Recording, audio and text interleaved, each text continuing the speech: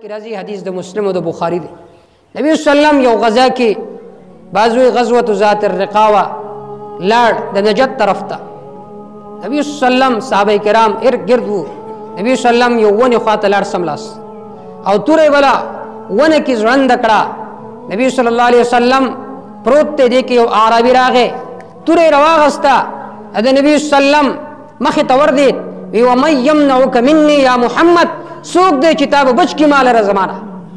نبی صلی الله علیه وسلم چې کله سترګې کولاوي شي आवाज وکړو الله چې کله لفظ د الله وي د هغه د لاس د هغه تور ارته وشو.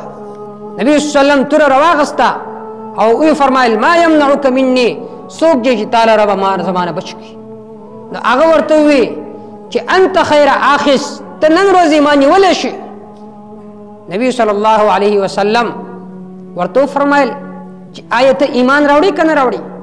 هغه یا رسول الله ایمان نه راوړم خدا وعده سره کوم چې زه به تاسو سره جنگ او قتال نه کوم. نبی صلی الله علیه وسلم هغه پرې خود چې هغه کله لاړ غسل وکړو ایمان راوړو.